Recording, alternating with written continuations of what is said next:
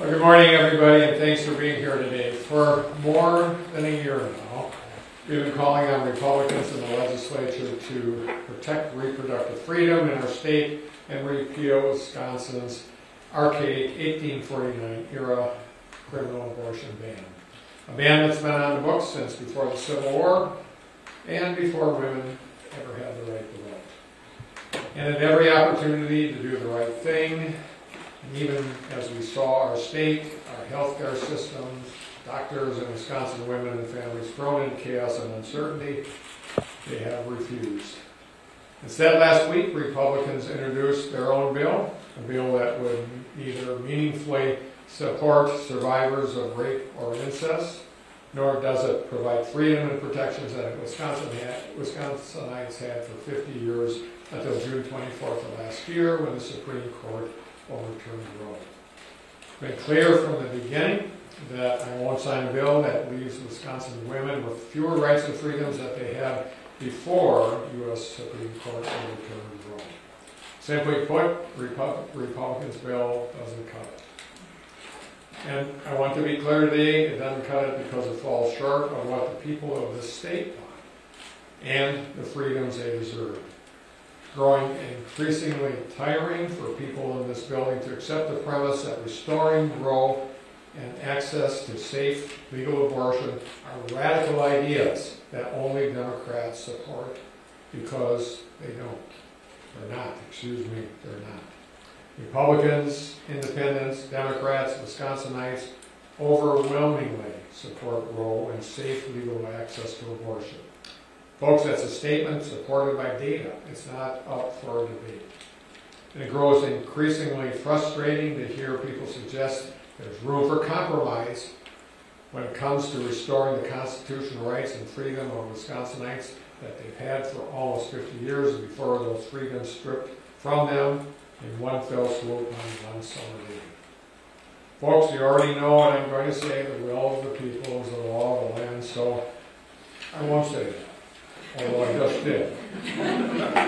So today I'm proud to join Democratic leaders, Senator Kelda Roys, Representative Lisa Subeck, and Democrats in the legislature today as they announce yet another new effort in our continued fight to restore Roe and the rights of Wisconsinites that Wisconsinites had for 50 years by repealing Wisconsin's outdated, archaic 1849 criminal abortion ban once and for all.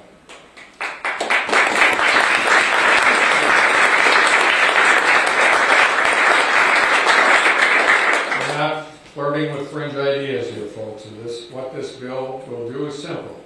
It will restore access to safe legal abortion in Wisconsin to what it was on June 23rd, 2022, nothing more and nothing less.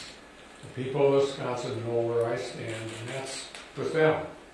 And we're going to keep fighting like hell every day until Republicans heed the will of the people, until every Wisconsinite has a right to make their own health care decisions, and until we guarantee that our kids and grandkids won't grow up in a world where they have fewer rights than we do. Period. Now I'm going to turn things over to Representative Subeck, who's been a critical champion on this issue forever, to share more about the legislation she's introducing today. Lisa.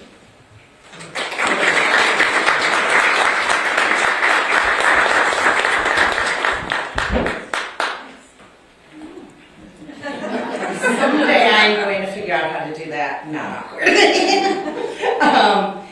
You're lucky I did it for you. Thank you all for being here. I'm State Representative Lisa Subeck, and as the governor said, we are here today to introduce legislation to restore Roe in Wisconsin.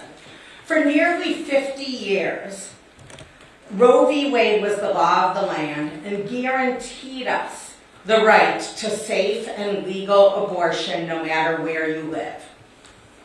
The Dobbs decision last June changed all of that, and Wisconsin is feeling its impact. Abortion care ceased in Wisconsin in June of last year due to the lack of clarity surrounding our 1849 abortion ban.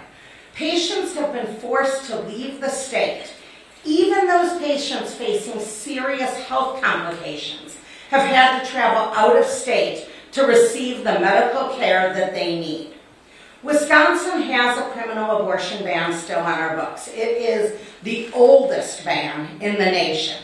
It is 174 years old. It is from before the Civil War. It is from before any of us were born, obviously. And it is from before women even had the right to vote and before we had women serving in office. I want to be clear that abortion is health care.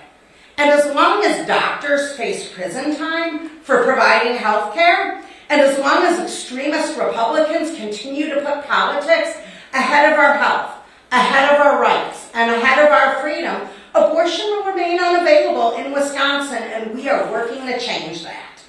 As the governor discussed, there is a lawsuit pending, but we can't just sit and wait for the courts to act. We need clarity now. Just this weekend, I was at an event where I spoke to a woman about her daughter who was attending college out of state. She was not happy because her daughter had planned to return to Wisconsin when she finished her degree.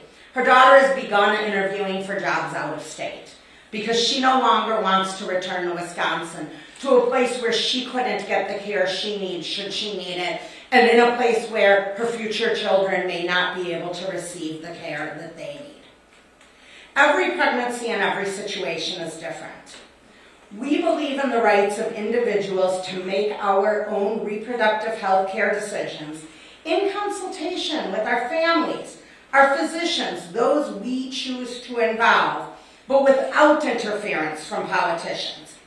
To be clear, it is your right to decide when and if you start a family, and whether or not you terminate a pregnancy. Or whether or not you terminate a pregnancy, whether that's an unplanned pregnancy or an untenable pregnancy, a planned pregnancy where something went terribly wrong. It should be your right to make those decisions. Wisconsinites have made their views clear, and they overwhelmingly support repealing our archaic 1849 criminal abortion ban. That is why we are here today, introducing the Restore Roe Act. Our legislation would restore Roe in Wisconsin by overturning Wisconsin's archaic abortion ban and returning the state of abortion access here in Wisconsin to exactly what it was last June when Roe was overturned. And with that, we will restore our freedom to make our own decisions about our bodies, our health, and our futures. With that, I'd like to introduce Lieutenant Governor Sarah Rodriguez.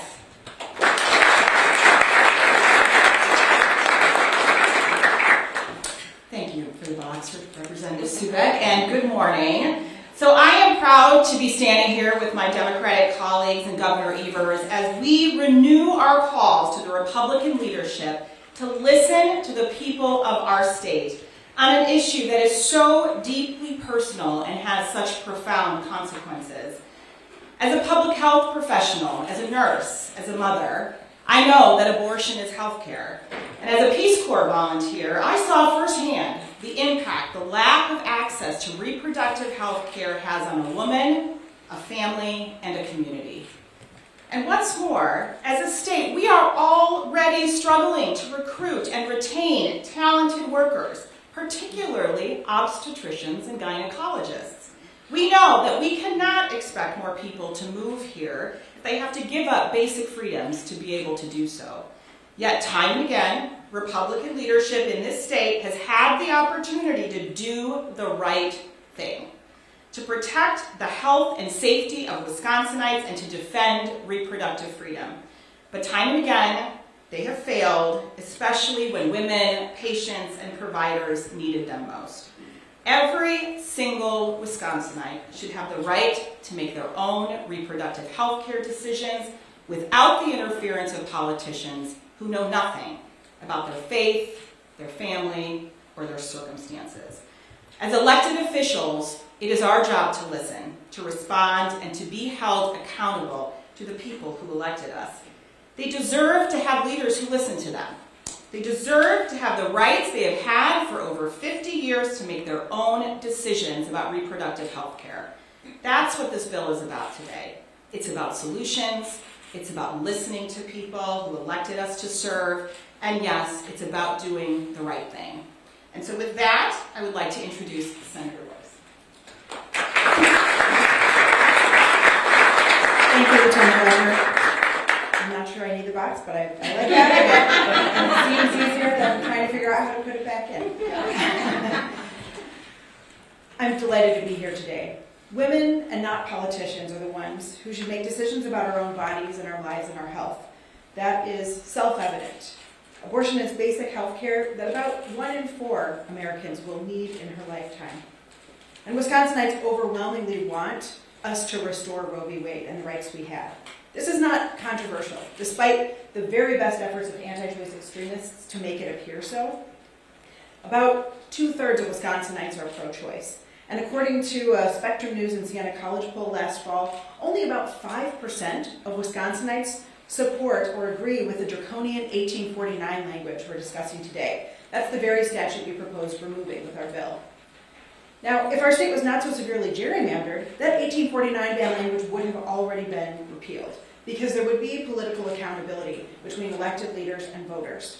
We've seen all across the country, in red states, in purple states, in blue states, voters, again and again, demonstrating their support for abortion rights, for Roe v. Wade, and we're going to continue to see that until our rights are restored.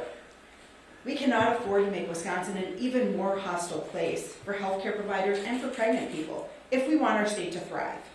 We already are facing a grave shortage of workers, and specifically healthcare workers, especially in the most rural areas of the state that tend to be represented by the most anti-choice politicians. One of the most serious shortages we face is in OBGYN care. This is very personal to me as a mother. We are competing with other states that trust physicians and let them take care of their patients without political interference.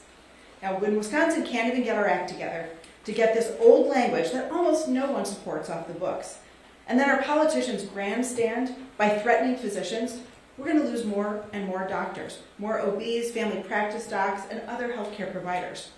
And we're already losing out on the very best and brightest med students who don't want to come to a state where they're not going to be able to get the medical training that they need to save their patients' lives. Every single one of us loves someone who will need an abortion someday, and no one should be treated like a criminal when they do. When abortion is available, people suffer grievous harm. Women die. When abortion is criminalized, it's the people who are already the most marginalized that suffer the most. Young women, poor women, victims of abuse, women of color who here in Wisconsin suffer some of the most grievous racial disparities in healthcare. Now, criminalizing abortion has never stopped abortion. It doesn't reduce the need for abortion. And that's even more true today because medication abortion is safe and accessible via websites like aidaccess.org. But not enough people know about these options, and they are not an option for all pregnant people who need abortion care.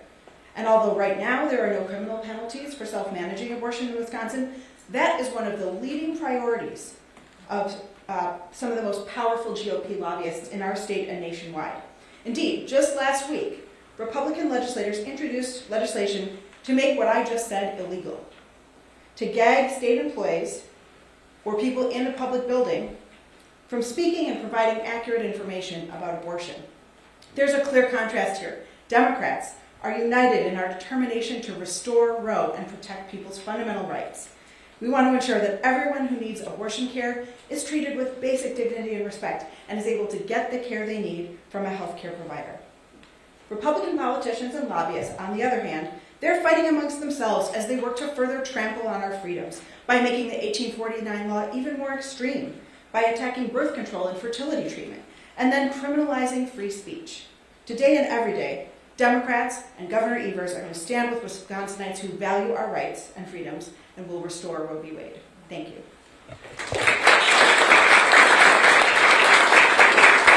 And now I'm delighted to honor and introduce Dr. Kathy King, an obstetrician gynecologist.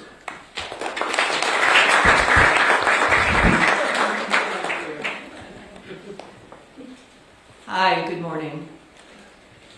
My name is Dr. Kathy King, and I am an OBGYN physician who has practiced medicine for over 25 years right here in Wisconsin since my graduation from the esteemed UW School of Medicine in 1997. I have been honored to care for tens of thousands of pregnant people over these many years. I know, as do my medical colleagues, that pregnancy can be many things. I know that pregnancy can be joyous and amazing, culminating in the birth of a beautiful, healthy baby. I know that pregnancy can be devastating when complications occur. Severe fetal birth defects are diagnosed, membranes rupture before viability, severe maternal health conditions coexist. And I know that life is not perfect. Birth control fails, people live in poverty, our social safety net is inadequate, domestic abuse happens, debilitating mental illness and drug addiction happens. Decisions surrounding pregnancy are nuanced and deeply personal and should be free of political or ideological interference. In medicine, we prioritize patient-centered care. Care that is respectful and responsive to individual patient preferences, needs, and values, and ensuring that patient values guide all clinical decision-making. As an OBGYN, I and my colleagues honor and respect each individual's right to make the deeply personal decision whether to continue or terminate a pregnancy based on their values and unique life circumstances. Individuals have a right to adhere to their deeply held personal beliefs when it comes to their own life decisions. If we believe that we are a nation based on individual liberty and freedom, what can be more paramount than be free to make our own personal healthcare decisions? Since June 24th, when the Dobbs decision overturning Roe abruptly halted abortion in Wisconsin, as it's been said, people are now forced to travel out of state for abortion care or forced to continue a pregnancy against their will. I have continued to care for persons who have decided to terminate their pregnancies. However, the care I provide is now happening outside of our state, in the state of Illinois.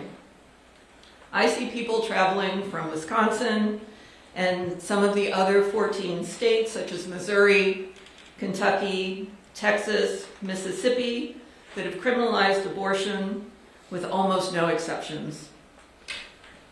These people are real. I have cared for a 17-year-old traumatized and pregnant from rape who had to flee Wisconsin.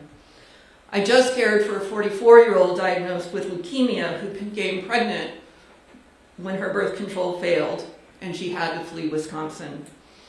And I cared for a 28-year-old currently caring for her 2-year-old child dying from a rare neurodegenerative disorder, and then learned that the fetus she is now carrying had the same devastating syndrome. She could not bear to watch another child slowly die.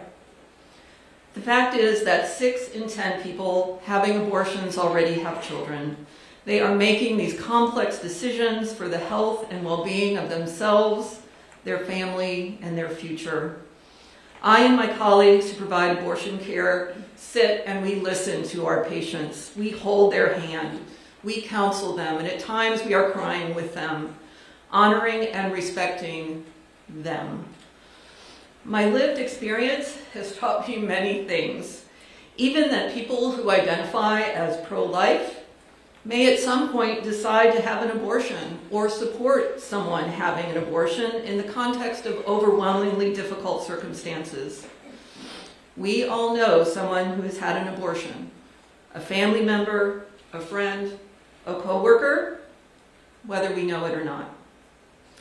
As people are denied health care in banned states and forced to travel to haven states to access care, we have seen an uptick in abortions now occurring later in pregnancy, the very thing some abortion bans claim to be trying to prevent. Patients whose pregnancies are complicated by ruptured membranes before viability are now frequently being denied care at hospitals, left on their own to find care out of state, some arriving bleeding, infected, due to the delay in care. We know that some people who can't afford to travel are now turning to self-managed abortion, with medication obtained over the internet and through the mail. Patients are being left to fend for themselves because healthcare providers fear criminal prosecution. None of us went into medicine to be criminalized. So the fear is real. Fear based on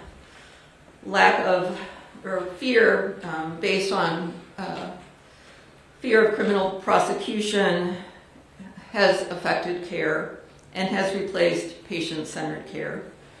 Since Dobbs, we are seeing ever more extreme attempts to limit abortion access, even in states where it is legal. The recent target has been medication abortion, which we know now is used by the majority of people terminating their pregnancies.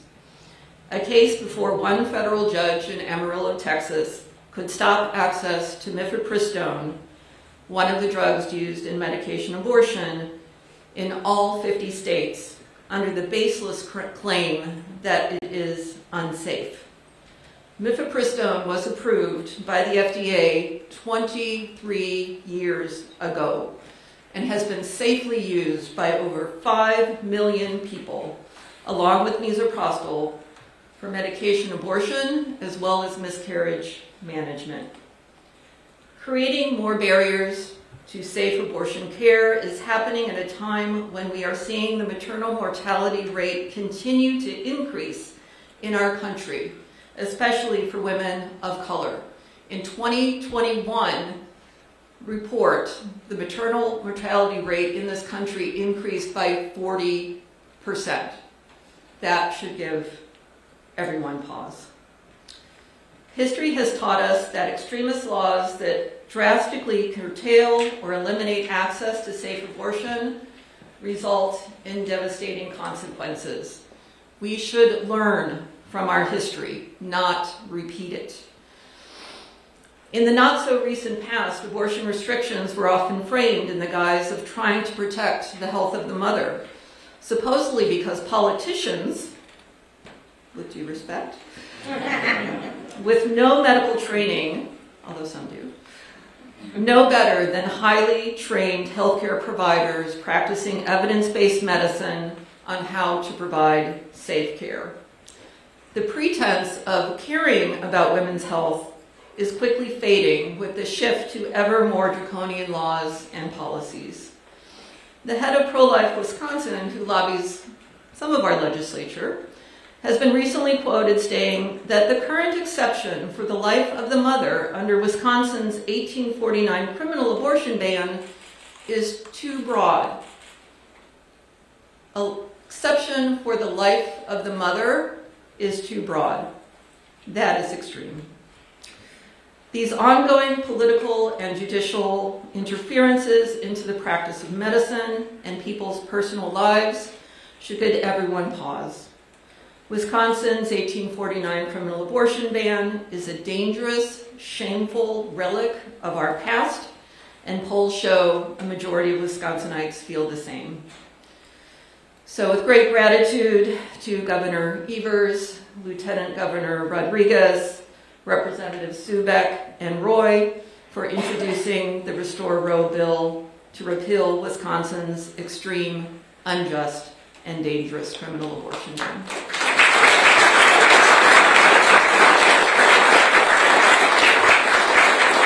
Thank you, Dr. King. And so here we go. We have a bill.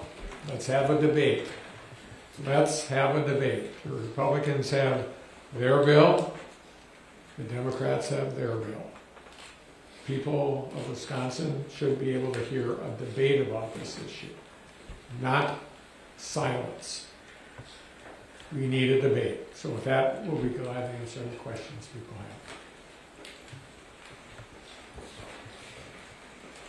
Governor, last week, Governor Follett resigned from his position. When did you find out he wouldn't do his full term, and why do that election period appointment instead of a special election?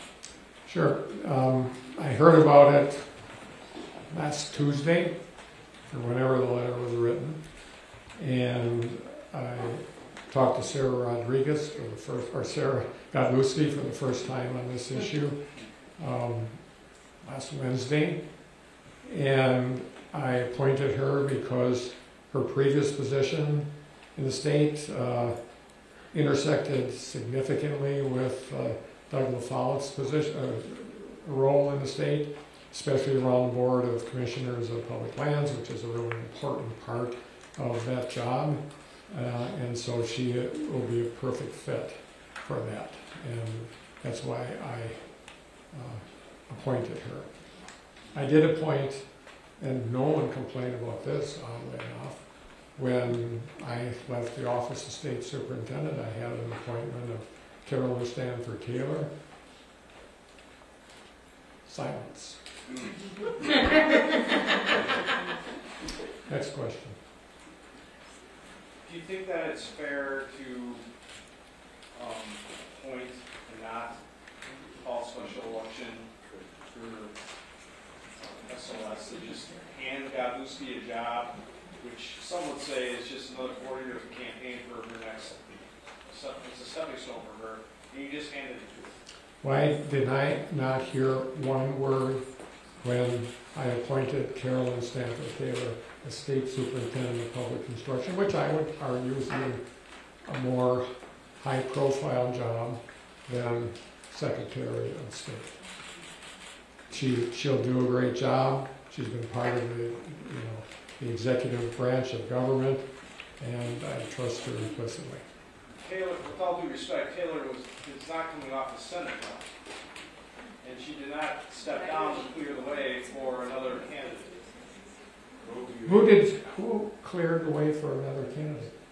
She decided, as I understand it, she decided not to continue her race because she felt she was not going to win. I mean, this is such an odd story that the Republicans have put in place here. The idea that somehow I colluded with Godlewski and Mandela and all these other people. I think I talked to Doug LaFollette last week, or I received his letter. I think I saw him at the inauguration, and I said, "Good speech, Doug." So, good speech, Doug. 3 words that I've had with him over the last several years. There was no collusion. He gave me a letter. He brought my office a letter saying, "I'm sick of this stuff." He left. I appointed a completely competent person to do the work, and that's the end of that story. Last question. Governor, you just introduced this today, this bill. Does the timing have anything to do with the Supreme Court debate today? And, No. and also, earlier, the Republicans, they couldn't even get the rape and incest off the ground. They were fighting about that. Right. How do you think this is going to go? Well, I'll let any one of these women behind me talk about this, but my goal is the people of Wisconsin have talked about this time after time after time through polls and otherwise. You heard a doctor talk about the extraordinary impact of this 1849 law on women's lives in the state of Wisconsin. We know what the polling says. The minimum that we should have is an open debate on it. Let's have an open debate, and I'm glad to let anyone else jump in. We agree. Okay. We agree. Let's go. Great. Thanks, everyone. Great, thanks.